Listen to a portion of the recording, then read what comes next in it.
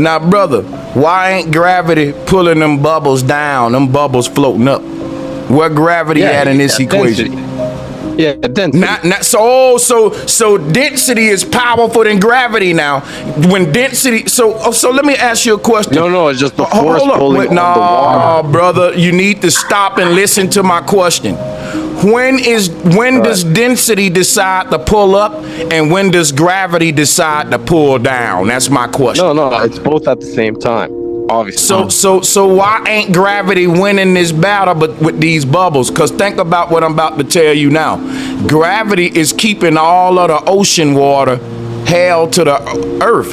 That is a lot of water weighing an amount that we can't even fathom. But it can't keep these bubbles held down. I want to hear your explanation of why gravity's failing and density's winning right now.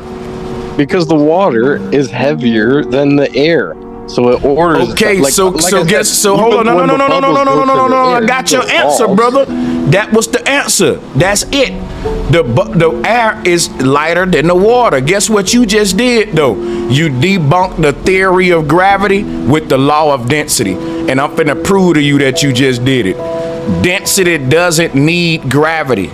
Gravity needs density, and that was what just happened right now. See, gravity only explains why shit fall. That's why Isaac Newton created that dumbass theory with an apple falling on his head. They should have checked to see if the apple damaged his goddamn brain, because if he thought that gravity was a force pulling the apple down, but it didn't pull the clouds down and this fool, if he thought that this force of gravity was picking on one apple in the tree but letting the rest of the apples stay up there like a goddamn dummy. If you cut me off, you got to goddamn go. Don't cut me off, man. I'm talking. Like I was saying, he was a dumbass if he didn't know that this particular apple failed.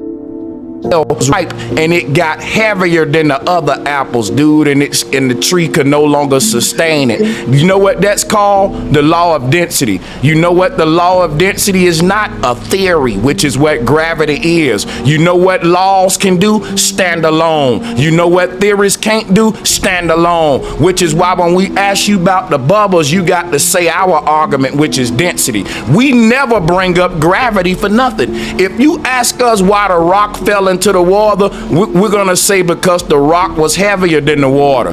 Now you using that explanation to explain why the bubbles go up, but you won't use it to explain why the rock go down like a goddamn dummy when the damn law of density explains them both. You choose to just use one part of the law of density, which is why when it's time for you to explain why shit go up, you abandon gravity and have to go to the law of density. But a flat earther, we never have to abandon the law of density, even when somebody asks us why shit go down, because there's one law explain them both. It's a law, not a goddamn theory. Okay, so you said with the bubbles, right? So you're saying that the gravity stops, and what I'm saying that gravity stops when it comes to density. But I never said that. I'm just saying gravity is always working, and then you have the bubbles. I didn't say nothing about listen what I'm saying. If gravity, I know gravity according to your model is always working. That ain't the question. The question is gravity only explain why things fall. It don't explain why they rise up.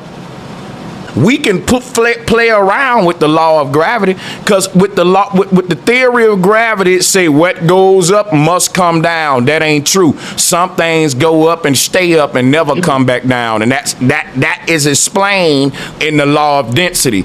But if your theory only explain why things drop and is only a focus on dropping, then when somebody who embraces the theory of gravity, when somebody asks them why did this air bubble float, they start teaching density when they should have been teaching that law to explain why the apple fell too, because the apple is heavier than the air around it.